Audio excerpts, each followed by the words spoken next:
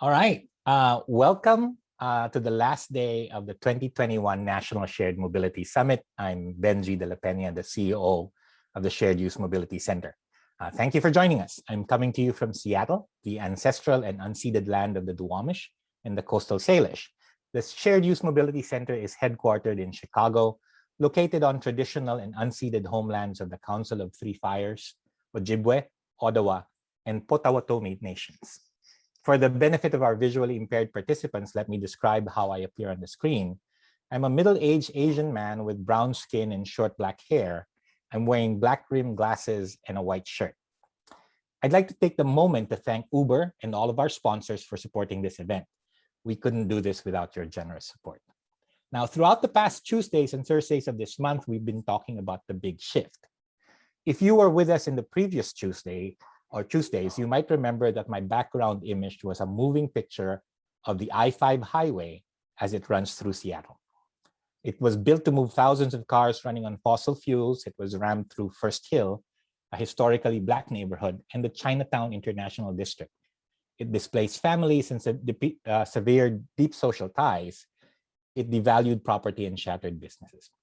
But I changed the image today. Behind me is a different image. It's a black and white picture of the US National Library of Medicine. There are people sitting in front of new computer terminals, they're big old terminals, in front of card catalogs in a room decorated by art. I chose it because it shows the early days of network computing, before the web, as we transitioned from card catalogs into electronic searches. It shows people, it shows culture, it shows the birth of infrastructure. I think we are at the same point for shared mobility. It's a point of leverage. It's a moment for the big shift. More about that later. Our host for this Tuesday is Dr. Regan Patterson, who is the Transportation Equity Research Fellow at the Congressional Black Caucus Foundation. She'll be hosting a really interesting conversation with eminent panelists in a moment. Meanwhile, check out the list of sessions on the links to the left of your screen. Also participates in the chats to the right of your screen and use the Q&A button for questions. There's a networking tab and you can set up virtual meetings with other participants. After this key conversation, join us in the virtual expo hall and visit expo booths. But let me not take up more of your time and pass you over to your host for our key conversation on this last Tuesday, Dr. Patterson. Hi, thank you so much for that warm introduction. And thank you all for joining us for our key conversation, which asks, what is required in a participatory decision-making process to advance mobility justice? And again, thank you to the Shared Use Mobility Center for inviting me to host this session among transportation leaders and scholars whose work I admire. As mentioned, my name is Dr. Regan Patterson. And to give a physical description, I am what I think I can still say a young adult, Black woman with glasses and a blue shirt. I am the Transportation Equity Research Fellow at the Congressional Black Caucus Foundation. And before we welcome the panelists, one quick housekeeping. As was just mentioned, please use the chat function for comments, and please feel free to use the Q&A for questions that I will hope to get to at the end of our panel discussion. Alrighty, with that, I would like to introduce our panelists, and I will start with Dr. Mimi Scheller. Dr. Mimi Scheller is the inaugural Dean of the Global School at the Worcester Polytechnic Institute. The Global School serves as a focal point and platform for academic and research programs and global partnerships aimed at helping meet a host of pressing global challenges and improving the quality of life for people around the world. So Dr. Scheller, if you will go ahead and turn on your video. And then I would like to introduce Waffiyyah Murray. Waffiyyah Murray is a nationally recognized expert in the realm of transportation equity with a background in nonprofit leadership and youth development. As the education program manager for the Bicycle Coalition of Greater Philadelphia, she coordinated its Safe Route to School program, a national initiative promoting safety and physical activity in school-age children through walking and biking. In her current role as the Better Bike Share Partnership program manager for the city of Philadelphia, Waffia works to address barriers to the use of bike share for individuals with low income and BIPOC communities while increasing equitable access and micromobility systems worldwide. And so Waffia, if you can go ahead and turn on your video. And I'm so glad that we are now joined by Dr. Julian Aguman. So Dr. Julian Aguman is a professor of urban and environment policy and planning at Tufts University. He identifies himself as a critical urban planning and environmental social science scholar. His thought leadership has placed him in the top 15 most highly cited urban planning academics in North America. And he's the originator of the increasingly influential concept of just sustainabilities. And so Dr. Julian Aguman, whose video is already on. And so I would like to begin with allowing you, I gave a brief introduction, but I want to give each of you an opportunity to give brief opening remarks that really introduce you and your work around mobility justice and participatory decision making. And when you do give this introduction, as a reminder, please give a physical description with your introduction. And I will start with you, Dr. Scheller. Okay, hi. So I am I guess, middle-aged Jewish woman with long, dark, wavy hair, brown eyes, and I'm wearing a blue and white speckled shirt and a colorful necklace with little glass fish on it, reminding me of the sea. So I have been working in a field that is called mobilities research or critical mobility studies for a number of years, and came upon this idea of mobility justice through that work and found that my research on mobility justice that crossed many different scales, thinking about borders and migration, as well as urban transportation, as issues of displacement, homelessness, refugees, all of these different mobility justice issues, I found that I was intersecting with activists and organizations who were starting to organize around mobility justice here in the US and other parts of the Americas. And for me, a lot of attention has been given over recent years to the idea of the what Benji calls the big shift, right? The shift to low carbon, sustainable transportation in response to climate change. But I've felt over the last decade or so that the post-car and post-carbon transition is not happening quickly enough. And that's why I think we urgently need a more comprehensive and community-based approach founded in the concept of mobility justice, in which shared mobility and new visions for sustainable mobility will be crucial to kind of pushing forward a new kind of agenda. And the other thing I wanted to say was that after the COVID-related, closure of transportation that began in spring of 2020, there was a lot of advocacy for, open streets and extensions of bicycle access and shared use and things like restaurant streeteries. But all of that happened in the context of the kind of reignition of the Black Lives Matter movement, a wave of anti-racism mobilization. And it generated a critique of why is your focus on open streets and bikes and not on policing and what Charles T. Brown calls arrested mobility, and so we really need to think about how new mobilities like bike sharing and car sharing and automated mobility as a service will be transformative only in a very limited sense, if not coupled with a wider and deeper analysis of what I call kinopolitical power. And so we need feminist, anti-racist, critical disabilities, and decolonial approaches if we're really going to make the big shift happen. Thank you so much for those comments. And I look forward to diving into the kind of these intersectional approaches that we will need to address and advance mobility justice. So thank you for that. Waffia, I turn to you next. Hello, everyone. My name is Wafia Murray with the City of Philadelphia's Office of Transportation, Infrastructure, and Sustainability, OTIS for short, where I work with the Better Bike Share Partnership, which is a national initiative working to incorporate equity and access and shared mobility. Oh, I'm sorry. And so for my description of my appearance, I am I believe on the borderline between young adult and middle age. And I am an African-American woman with long black braids in my hair, a James Baldwin t-shirt, and a pink blazer. So yeah, I am very interested and I'm excited to be a part of this discussion. So my work, though I work in the field of shared micromobility and bike share and all of that, my work is really grounded and rooted in people, right?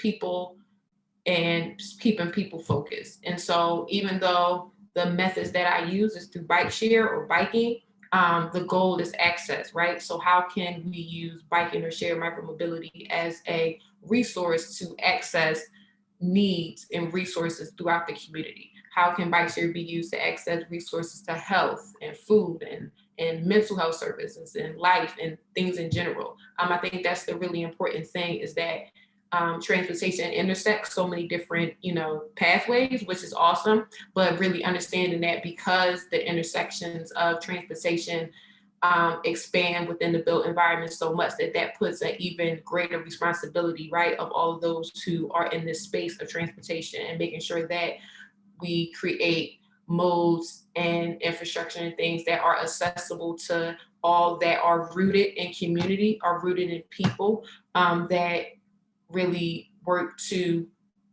really prioritize the voices and priorities and needs of those who we at the end of the day are working are working to serve. So my work really prioritizes that. And definitely prioritizing continuing to bring more access to especially BIPOC communities, individuals with lower income, and to be able to provide resources to meet the multiple needs for people.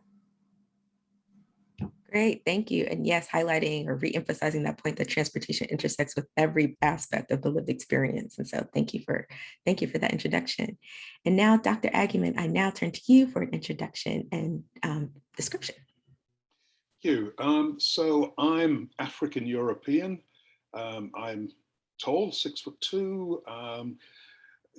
Following Regan, I can't say that I'm kind of, young to early middle age. I'm at the other end of middle age, but feeling young and feeling vital.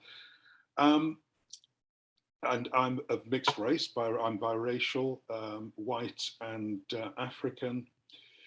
My work focuses on a platform that I call just sustainabilities. Why do I say just sustainabilities? When I started doing this work in the 80s and 90s, the notion of sustainability was what I thought to be almost entirely environmental. There was what I described as an equity deficit in sustainability thinking. And so we came up with this idea by thinking about the environmental justice movement, what it had achieved, and how could we insert the justice of environmental justice into this new policy discourse of sustainable development. And so we called it just sustainabilities. We called it plural because we don't want to talk about just sustainability, because that sounds like there's only one formulation. But just sustainabilities recognizes that there are principles of sustainability, but they will be different in different nations, in different cultures, in different socioeconomic contexts. So just sustainabilities then is the platform through which I explore urban design and urban planning, the sharing economy, food justice. More recently, I've been very much interested in immigrants and food, and the importance of immigrants, the importance of food in immigrant lives, especially as we become more xenophobic in the United States, unfortunately. But I want to focus in on this notion of mobility justice, and I want to take a step back, because the location of urban mobility justice, which is what I'm interested in, is cities. And we have to understand that urban planning is the spatial toolkit of white supremacy. Our cities are not like they are by accident. It's entirely by design, whether it was the racist covenants from the early 1900s that didn't allow white and Asian and Latinx people to live in certain neighborhoods, whether it was the redlining, whether it was racist zoning followed by exclusionary zoning. Our cities look like they are because of white supremacy. So we have to locate mobility justice within a deliberate segregationist mindset. I really like what Waffia said. Let's think about access justice. Let's think about access. Too many transportation planners, I think about mobility. Why do we just want to keep moving people around? We want to think about access. What do people need to get to? And then let's think about the mobility issues of how they get to that place. And I also want to just touch on the very important point I think that Mimi made. Black and brown bodies move through urban spaces in ways that I just don't think white folks understand. We are constantly monitored, and I'm not just talking by cameras, I'm talking about we are constantly stared at. Follow one of your black friends around for a day, and you'll begin to understand the level of scrutiny that we face. Mobility justice has to understand policing. It has to understand the peculiarities and the issues we face as black and brown people moving through urban spaces. So I think that's the wider context, I think, for the more focused conversations we're going to have. And again, I thank the panelists and especially Dr. Patterson for bringing together such an inspired panel. Thank you so much for that. And I want to begin our panel broad discussion, I actually want to turn back to you, Dr. Julian, around a point you were making about white supremacy and planning. And so I think that's the perfect segue to kick this off. So before we can discuss the exclusion of particular voices in planning processes, which is the purpose of this panel, it's important to first recognize racism and white supremacy in planning, as you mentioned. And so if you could please describe, and you've already touched upon this, but going deeper into that, if you could describe how racist and white supremacist planning manifests in practice. Sure. Well, let's take a case study, and there's no better case study at the moment than Minneapolis. On green factors, Minneapolis is off the charts. It's up there with Portland, Oregon as a green city. It's got the best urban park system. It's got the best trails. It's got the third most bike commuters. On green factors, Minneapolis, again, is very strong. But on inequality, it is right at the bottom or at the top, whichever way you want to look at it. It is one of the most unequal cities in the United States in terms of achievement in schools or the opportunity gap, in terms of the wealth gap or home ownership, in terms of income gaps, what you're paid for jobs. So in many ways, this concept of just sustainabilities that I have really works for Minneapolis. It's a green city, but it's so unjust. It's an unjust environmental sustainability, if you like. Now, why is this? From 1900, racist covenants started to be, I ought to say, first off, Minneapolis before 1900 had a small but very well distributed African-American population, distributed across the city. Then the racist covenants came in and started to concentrate African-Americans, especially in North Minneapolis. We had then exclusionary zoning. These much vaunted parks in Minneapolis had racial cordons around them. They were zoned for single families to stop Black people getting to these great parks in Minneapolis. The redlining of Minneapolis contributed to this. So if you think about covenants, single family zoning, redlining, each of these in themselves was very effective. But the cumulative effect of these three core racist planning ideologies was complete. And in fact, only one country in the world, I think, has done segregation better than the United States, and that's South Africa. With the Group Areas Act, where you actually needed a passport to get in effect between different zones.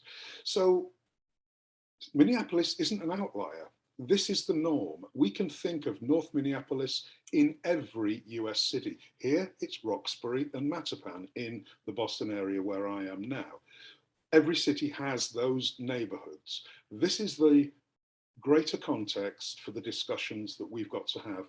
And I just have to throw out here, critical race theory, please, we just need to understand our past. We are not over egging the pudding here. We're talking about what has happened. It's not some fanciful notion. There's nothing rocket science about critical race theory. It is trying to understand the racial animus and racial segregation that we've had, and then to move on from that. So if there's anybody who thinks critical race theory is some kind of Marxist plot, it's not. It's understanding history. Okay, done. Thank you, Regan. Thank you so much. Dr. Mimi or Wafia, do you have anything to add to that?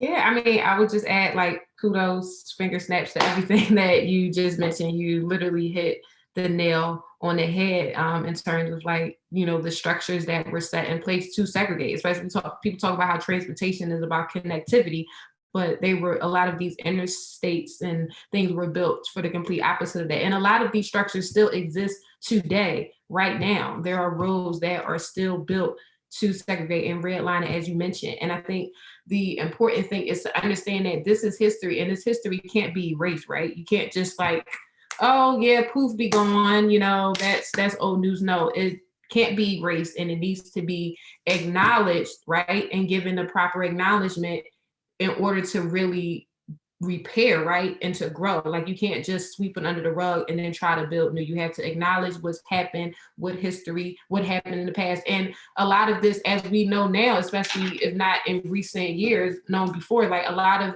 this history still exists beyond just the infrastructure, right? When we talk about, over policing and, just the broader definition of safety, right? That spans beyond just traffic safety, just of like making sure that you provide infrastructure so that, people don't get hit or in crashes on the bike or on the scooter. But what about the personal safety of my physical safety, of me being uncomfortable that if I'm biking in a particular neighborhood or any block that I'm going to be over police or I'm going to be stopped, that my life is in danger because I'm just trying to access these shared roads, right? So yeah. Thank you. Thank you. I completely agree with everything that both Julian and Waffiyyah have said. And I just want to add, at the more immediate level of kind of planning practices around transportation, that colleagues, especially the group called the Untokening, right? Adonia Lugo and Sarah Rebeyosa Makola, who've been working on this issue for a while, have helped point out the ways in which there's an assumption that white, male, able-bodied, upper middle class, urban planners can be experts on what is needed and how to do things. And that's really problematic. And often planners do not know the local transport histories of exclusion and inaccessibility and segregation and policing that people have been living with. And they also don't always recognize existing community-based organizations as key advocates and political actors, and sort of come into a neighborhood thinking they're gonna, plan something rather than partnering with the people who are already there doing the work. And that there's a need to also translate technical jargon and the use of quantitative methods, which are alienating, right, to people, and yet are the way in which we do transportation planning. Thank you for that point. And kind of continuing along this line of histories, I turn back to you, Dr. Mimi. How do mobility and mobility justice fit into broader histories of struggle? So I take the idea back to, first of all, the displacement of indigenous people and Native Americans, at least for us here in North America, as the beginning point of mobility injustice, right? The European colonists showing up here, and then the transatlantic system of slavery, right? And the forced mobility of millions of people across the Atlantic from Africa, and then the enforced immobilities within the coercive setting of the plantation. And I mean, that's the starting point of mobility justice in the Americas anyway, and injustice. And so then from there, I think it's really important to think about then the histories of this intersections of race, class, gender, sexualities in both shaping immobility and mobility relations, but also being shaped by them, right? So there's a sort of back and forth relation between mobility, power, and our embodied experience of the world. And that comes through in our urban spaces, in our transport infrastructures, right? They're all shaped by that, but also by all different kinds of borders, right? The creation of the nation state, the bordering, the exclusion of Black and Brown people from, migration into the United States, the sort of immigration laws that controlled that, and of Asian people, right? The Chinese Exclusion Acts and the internment of Japanese people after World War II. All of these things shape our urban space and our mobility culture around who has access to what and who doesn't. Thank you. Waffiyyah or Dr. Julian, do you have anything you would like to add around tying this or fitting this into broader histories of struggle? Yeah, you know, as an educator of urban planners, you know, I teach on a Masters of Urban Planning degree. And, you know, what's difficult for us is, you know, most of the students are white. Most of them come into urban planning because they want to make change, but they have to understand the toxic legacy. You have to excuse me, I've just had to let my dog out for a pee. So I had to run upstairs.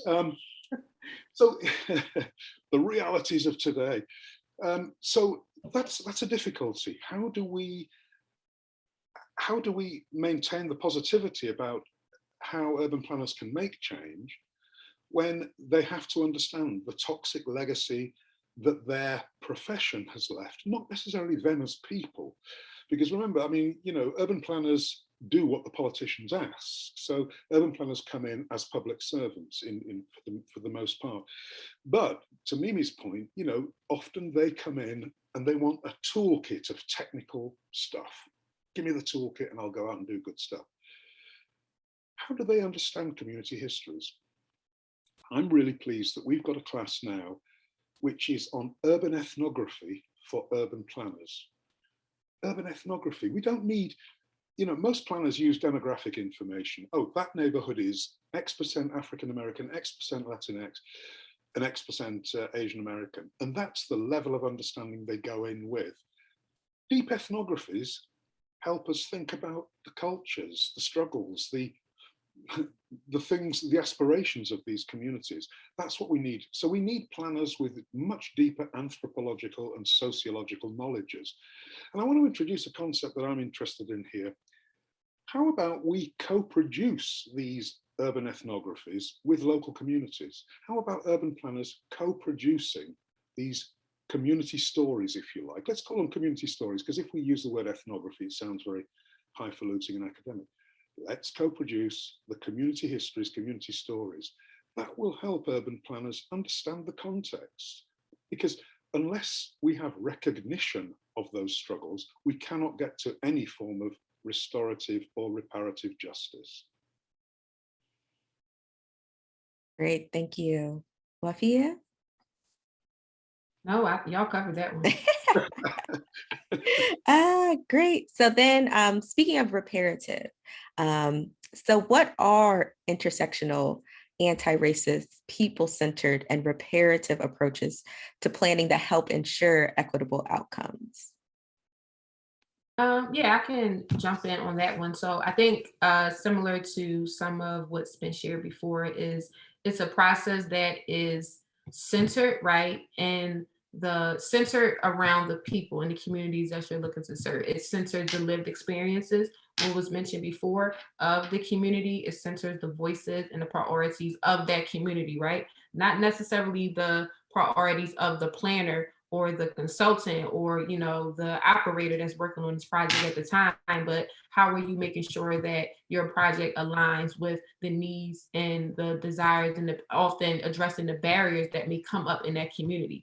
Taking the time to really, really not just listen to those voices, but taking the time to also do your research of the community that you're looking to serve. There are so many times I see someone talking about planning a project in the area that they've never laid foot in the neighborhood, never visited. The only interaction that they have with this neighborhood is Google Maps, and that is sad.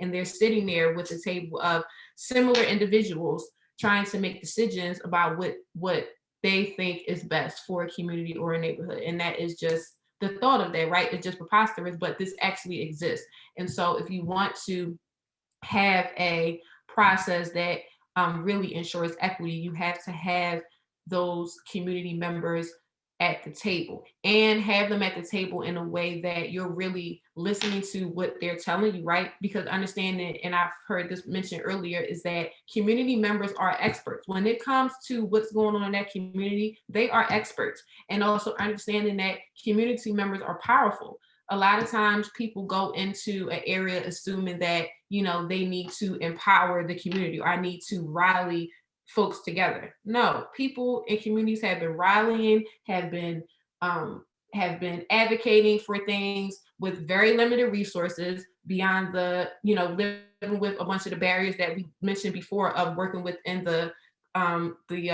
the scope of white supremacy and racist structures and systematic oppression that was built to bring them down, and working with, in often cases, very underserved and limited resources. And yet they still get so much done and do so much. And that is not something that should be undervalued, right? Community members are powerful, and they should be brought to the table. They should be a part of a co-development, co-creation process where their thoughts, ideas are prioritized, planned in an effective way, and then shared out in a way that's respectful and dignified as well.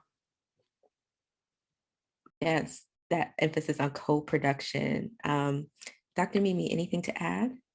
I mean, I love that. I love how you put that, Wafia. And the only thing I would add, I just want to quote something from the Untokening's Principles of Mobility Justice, where they say, communities must be able to reject oppressive frameworks and processes and create systems and spaces centered in our experiences, right? So that decision-making meets communities where they are and embraces the full leadership of these communities, not in ratifying or amending preordained ideas like, here's our plan, what do you think of it? But building new ways of interacting and sharing power. So you're co-designing not just like the bike share, but you're co-designing how do we share power in self-determining our neighborhood and our city. Thank you. Yes, that's something that I have been interested in exploring more too, is that idea of self-determination in communities. Thank you for that. Dr. Julian. Yeah, but I'm not sure there's so much that I can add to that, but I just want to give you an idea about the power of this idea of co-production, because Waffia said co-production, co-creation. It's clearly the way to go, and it requires that both parties listen to each other, particularly planners to the community. And let's think, from what I said about Minneapolis and all of our cities, if you're designing for physical segregation, you're also designing not to listen. You don't want to hear from these people. So it's not just physical segregation, it's listening segregation as well. I've got some students at the moment doing some research on urban parks, because, when you think about it, a park goes through several stages. There's the design, there's the management, and then there's the maintenance and programming stage. What if communities and parks departments co-designed, co-managed and co-programmed parks? Do we have any examples of this? My students are looking for examples. Wouldn't those spaces be much more people spaces and multicultural, all people spaces, rather than being, the parks that we have today, which were largely designed, many parks were designed 100 years ago. Even some of the more new parks were designed by basically urban designers who don't look like the communities that they serve. So could we think of that park's co-production process in terms of co-producing local mobilities? And to a certain extent, and I mean, this is where, Mimi's the expert. Is this happening? Could we do this? And I just want to introduce one more thing that I've been thinking about a lot recently. There was a piece, I think, in Bloomberg News, and it really struck my attention. It said, why do we keep measuring transportation, local transportation need in terms of ridership? Why do we keep, doing ridership? Because ridership seems to be going down pretty much, ever since 10 years ago, Uber and Lyft came into town, and then COVID. So ridership is going down, and it just gives people the excuse, especially the right. We don't need to fund this anymore. People aren't using it. Let's use some form of access or demand-based measures for the need for public transit. That would give us a different picture. So change the metric, change the narrative, and I think we might then be able to look at mobility, access, as Waffia and I were saying, in a different light, in the light of need rather than usage, because, usage is not a good measure when we are underfunding these systems, when they are not clean, when women don't feel safe, when people of color don't feel safe. Let's think about the need rather than the use. Yes, thank you for that. Here that brings an example up around WMATA, which is our Washington transportation. And so they were cutting services based on usage numbers, but not looking at the communities that most need it. And so that was part of an advocacy campaign happening here about how transit agencies were deciding to cut service. So thank you for that. And so need, how do you even address need? How do you know community need? You need authentic community engagement. And so shifting to that, I would love to hear your thoughts around how approaches integrate authentic community engagement. We've heard the points around co-production, around self-determination. And so how do planners do authentic community engagement? I'll jump in here just to say, so I don't actually do that work, right, myself, right? So I shouldn't even be talking about it, but I'm going to speak up for colleagues who do that work. And I mentioned earlier, Sarah Rebollosa-Macola, who's at the UC Davis Feminist Research Institute. And she's been working on this for a while. And she gave a talk recently where she talked about exactly this question and pointed out, first of all, the need to include community-based organizations at all stages, as you were just saying, right? And that's necessary for relation building and trust. You really need to put in the time and do the work to build the relations and build trust that a community wants to do work with you, right? If you're a planner or someone promoting some transportation option, right?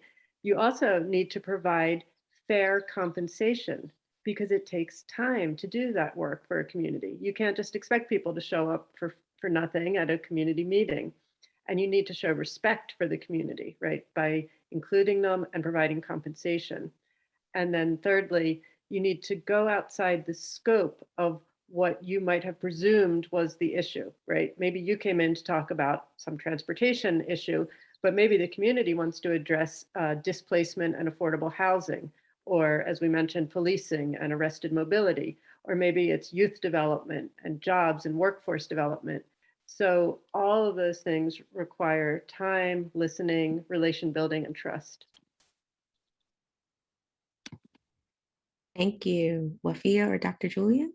Yeah, I'll just add on you, Mimi, you hit on a lot of the important points, but especially that relationship building and trust piece is so important because as we mentioned, there's history of, this disinvestment. And so that history can't be erased. So it's important to acknowledge it and then work to build up that trust and that relationship building before you can even get to, talking about the project, right? I think it's also important to get to know the community that you're working in. What are some of the barriers or what are some of the, what are some of the things that the community is facing, right? What are some of the issues that they're facing? Also, what are some of the, resources and some of the great things that are happening in that community, right? Getting to know the players, getting to know what's happening there, seeing how this work that you're doing, whether it be a transportation project, bike share project, etc., see how that ties into what is also going on in that community. Even thinking about, and also in terms of like that creation process, making sure that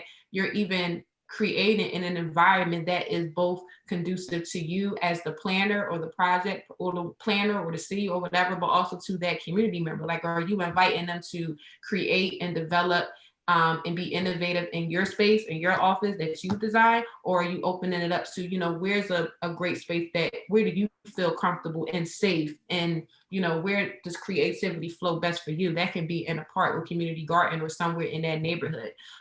Understanding that and being able to also provide a mechanism where you're talking through, how this, not talking through not just the benefits of this project, but also what are the potential barriers? What can it lead to? Like gentrification and displacement is real. Talk about that. Be upfront about it. How can we work so that this project doesn't, add additional barriers, right? Doesn't feed into more disinvestment, but really is something that the community sees as valuable and the community is a part of it so that the community has, a built investment in it and seeing it grow and seeing it succeed, so that everyone has shared ownership of it.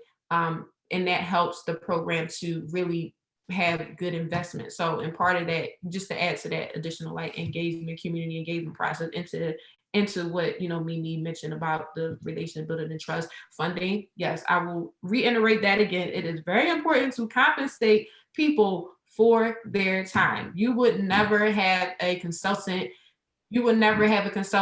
go, you take them out to lunch and you say, tell me all your secrets, give me all the tea, let me know everything that I need to do to get this done. They will look at you like, you going to pay my invoice first? So have that same type of energy when you're reaching out to community members that are experts, as we've mentioned, that are giving up valuable time to help you also move your project forward. So that compensation piece, just wanted to reiterate, that is very important.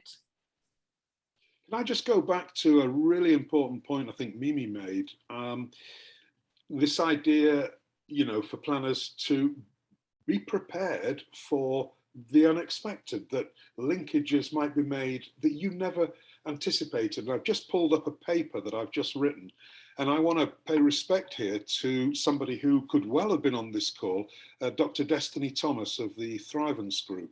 And Dr. Thomas said, you want protected bike lanes, I want protected Black children, let's link. What a fantastic notion. You want protected bike lanes, I want protected Black children, let's link. So the idea of the unexpected, of finding something, we want protection. We want protection for cyclists, we want to protect and allow our Black children to thrive. Let's link. That's where planners, I think, need to think a little bit laterally, forget the techniques and tools for a while, and let's listen to communities and build coalition ideas around these points. You want protected bike lanes, I want protected Black children, let's link. Yes, that is so powerful around coalitions, particularly in terms of notions around policing that were brought up earlier, and what does it mean to actually have planning processes that truly actually protect Black and brown bodies, because that is the goal of planners as well as advocates in other movement spaces. And so what are the linkages? And I think that also ties into a question around how do you engage, genuinely engage community voices of those who have been and continue to be marginalized and harmed by planning decisions, to ensure input is representative of the community that a project will affect. And I think that bringing people in through these kind of linkages is one. And so if there's any other thoughts around how do you ensure that those marginalized and harmed by planning are brought to the table? I would like to just add in there a thought about there's a tradition of work on the public sphere and the public. And there's this idea of the Black Counterpublic, or more recently, what's sometimes called the undercommons, right? That Fred Moten and Stefano Harvey have written about the undercommons.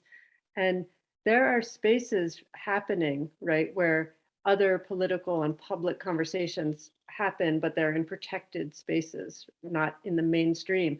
So maybe planners also need to not just bring people in, but to decenter themselves, to step out and to see what's already going on out here in the undercommons and in the counterpublics. What are people talking about? What are people doing? Like Waffiyyah was saying, there's expertise and there's strength in those community-based approaches and Black commons, Indigenous commons.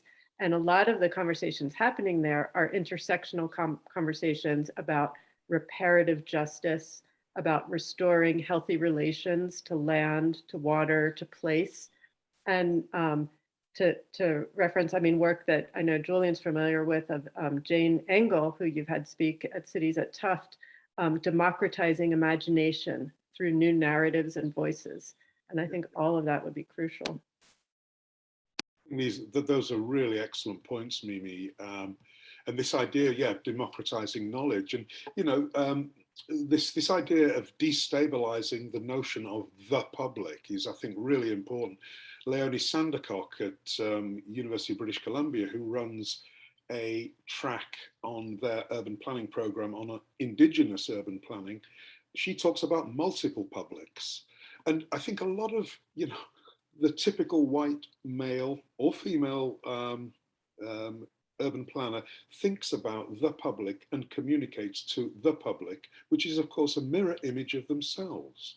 But we know, Waffiyyah, Mimi, Regan, we're all members of different publics. There are multiple publics, and we need to think about that and look at that as a source of strength, not as a problem to be dealt with. And I think some of these issues might seem insurmountable.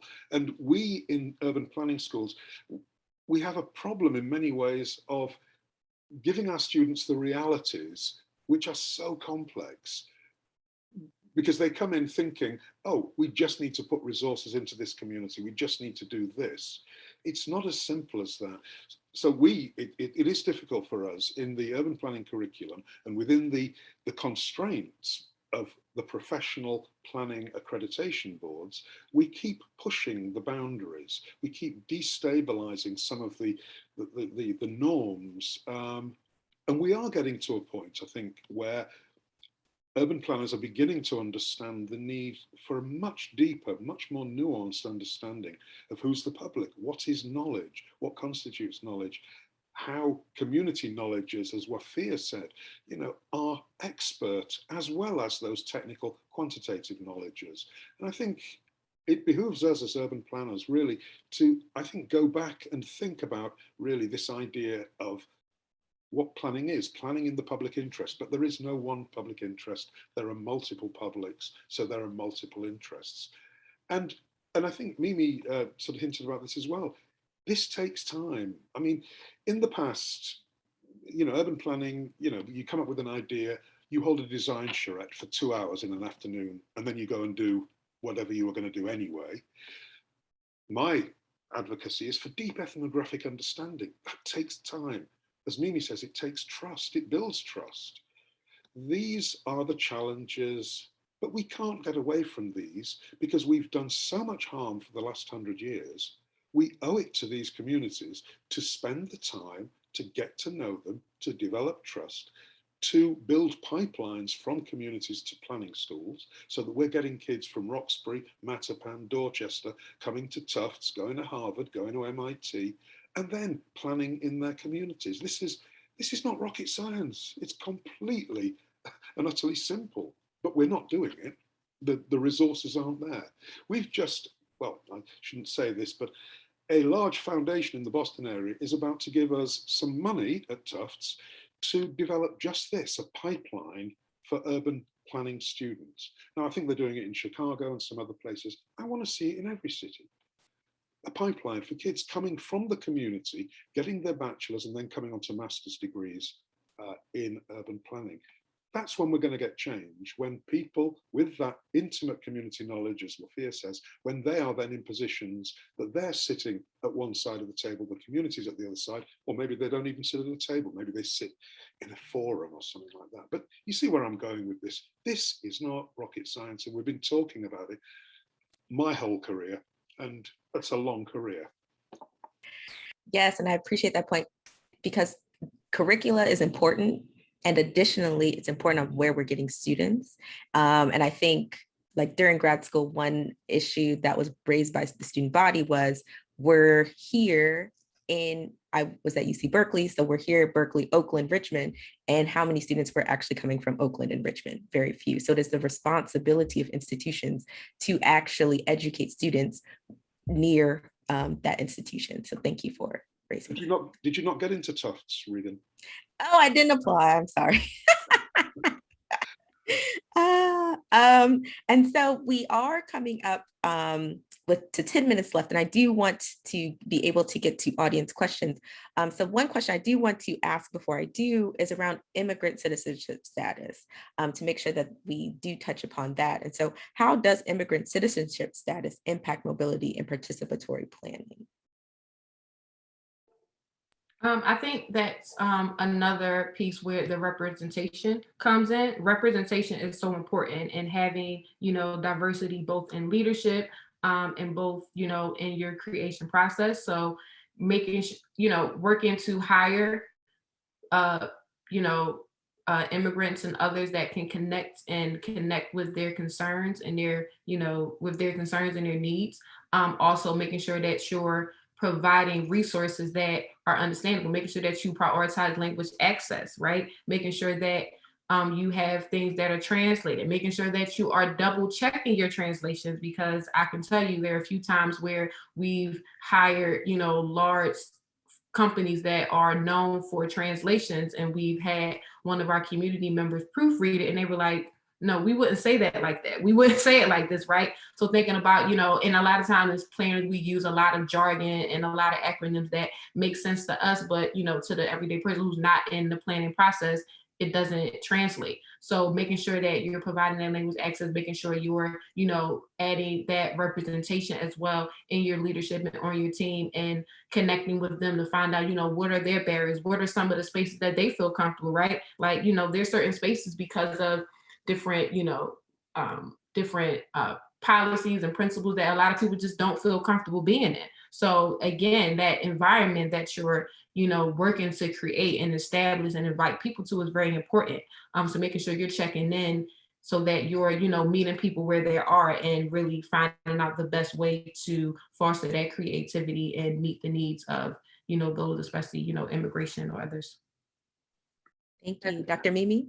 Yeah, I'll just add to that, I think, again, it's really important to know the histories. And I'm going to name check a great book by Genevieve Carpio called Collisions at the Crossroads, that looks at the histories of immigration and mobility and immobility in California and in the Southwest, and brings in stories about Mexican Americans and Chicano Americans and Asian Americans. And a lot of us, especially me, I'm from Philadelphia, like Waffiyyah, and on the East Coast, we don't always know that the rest of the country's history. Like, we don't learn the details. And if you don't know that, you're not going to understand the differences of different immigrant communities. Some who've been here a long time and are second, third, fourth, fifth generation, some who were here before the United States, right? They're not immigrants. And then other more recent communities. So in Philadelphia, we have a lot of refugees traditionally.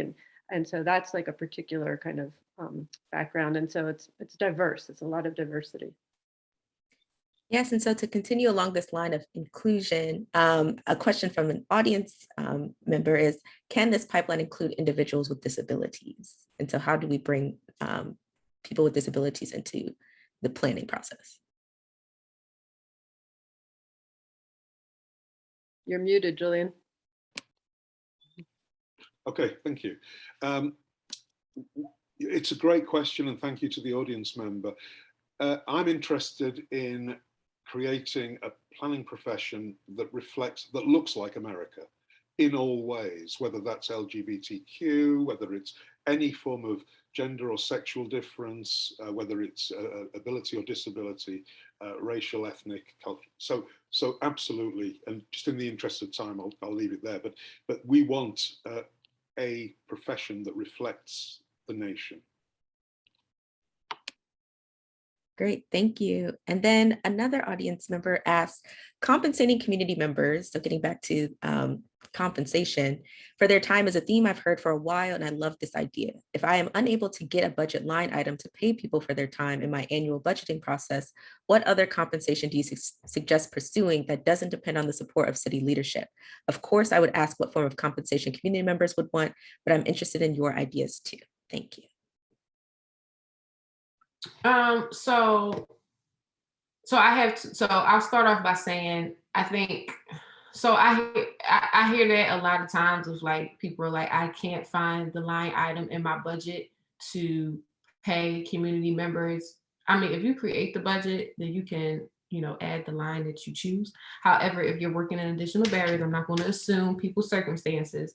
I know oftentimes you can grant funding, philanthropy. They're often looking to support, authentic community engagement or equity or things like that. So you can reach out to grant funders to see if they can provide you additional support to pay some of your community members and things like that. But I would really encourage people to, the same way you prioritize a line item for a project manager, right? The same way you prioritize a line items for materials and supplies or staff time, right?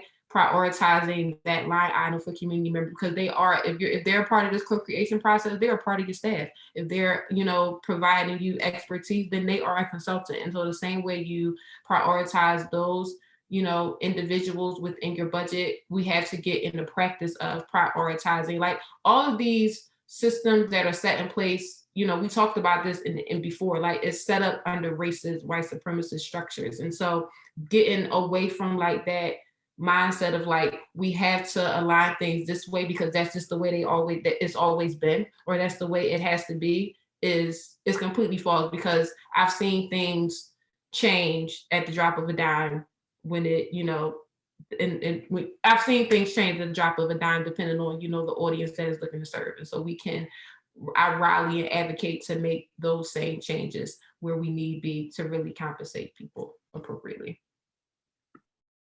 And I'll just add on to that. Maybe, you have to ask people what their needs are. But for example, in addition to financial compensation, they may also additionally need like childcare, right? While they're doing your meetings or whatever. So do a childcare system, or maybe they need other kinds of assistance to be there, to get the time to be there. And the locations of meetings.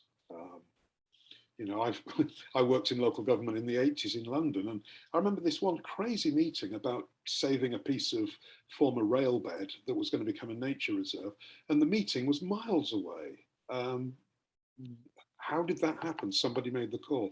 Locations of meetings, the accessibility, in addition to the great points that Waffiyyah and Mimi have made. Great. And Dr. Julian, back to you.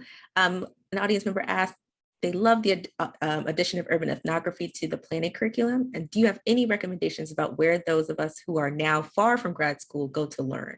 They're also curious if there's any movement on including urban ethnography to the standard, quote, planner's toolbox. Well, so the motto of our department at Tufts, of the Department of Urban and Environmental Policy and Planning, is educating practical visionaries. We want people who've got a vision of a better city, a better society, but have got their feet firmly on the ground. And we feel that that's exactly what urban ethnography does. It's a visionary idea, but it really grounds our understanding of urban planning, of communities. And again, it's way open to this idea of co-production, and I would like to see communities compensated for helping to build and to maintain these urban ethnographies as communities change. I think if the person wants to email me, or even just go to the Tufts website and find the syllabus. But no, at the moment, there is no requirement in the planning curriculum to have urban ethnographies, but I think it's going to become something that's more important in the future. For the practicing urban planner who's a long way out of school, just Google urban ethnography, look at what is emerging, read a few papers, they're very readable, and just adapt your practice. Suggest it to colleagues that you develop urban ethnographies of your city that can be used by housing people, by urban planners, by parks people. I think that's the way forward. Great. And due to time, I would just like to ask if you all will go around and give any final thoughts that you would like to share. So in 30 seconds or less each, and I will start with Dr. Mimi. Thank you, Dr. Patterson, for inviting us to this excellent conversation. And I'll just say that when we're doing all of the planning that we're talking about, we also need to think about placing constraints on high energy consumption by what I call the kinetic elite, right? Because the transformation we're looking for is about accessibility from below, but also limits on the over consumers of energy. Thank you. Waffia? Yeah, I would just, my closing thought. Well, first of all, thank you so much for inviting me to participate in this conversation. I've been able to share and learn as well about the great work that's being done. So kudos to all of you. And just as a final closing thought to people that are looking to do this work is, just don't be afraid, right? Just step into it. I know a lot of times people hear about, community engagement and they think, oh, I don't have the time to do it. I don't have the resources to do it. People hear words like racism and white supremacy and they start to clam up like, oh, I don't know. I don't want to be a part of that conversation. But you have to first get comfortable with being uncomfortable, right? Because, so many people have to live with that uncomfortability all the time, right? It's not a choice. Like I can't turn it off, so understanding that, and then just don't be afraid, like really, go ahead and do it, because when you take the time to prioritize doing community engagement the right way, effectively, it's so much more effective in the long run, right? You don't want to have to put a project out and then have to do it all over again because you didn't take the time to prioritize the community engagement the way it should have, right? So do it right the first time, build those relationships, build that trust so that you not only have a great project, but you have a framework for, better projects to come in the future and to really start to repair the past wrongs. Thank you, Dr. Julian. Racial justice, food justice, climate justice, any form of justice, social justice, never simply happens. It has to be front and center in our policy making and planning. It cannot be implicit, it needs to be explicit. We don't get to those forms of justice, we have to start with those forms of justice. Great closing words. And thank you all again for joining me for this panel. As mentioned in my opening statement, the three of you are inspirations for my own work. And so I really appreciate being in conversation with you all taking the time. And I hope the audience, just like myself, learned so much by listening to you. So thank you so much. And with that, I will turn it back to Benjamin. Thank you so much, Dr. Patterson, and thank you for this. My mind is blown, so I'm still in shock here. Just multiple things to take away, like the idea of multiple publics, which for planners is like, oh, we did 300 consultations, we're done, and it's here's what everyone said, and you synthesize it, and you think that's what the public says. I love the idea of listening and urban ethnography and really working with the community, which means you don't come at it looking for solutions immediately, but building relationships. And I love what Dr. Scheller said last, which was like, you can't just be trying to equalize it by trying to grow the bottom. You need to go say, those of you who are over consuming, right? Or having we need to restrict you a bit just so to give a chance to balance out the system. So, I could go on, but let me invite our participants to join us at the virtual expo hall and the virtual booths after this. Hang out, be uncomfortable, maybe build some relationships. And join me in thanking Dr. Patterson for putting together this amazing panel. Thank you, and we'll see you after 15 minutes. Bye.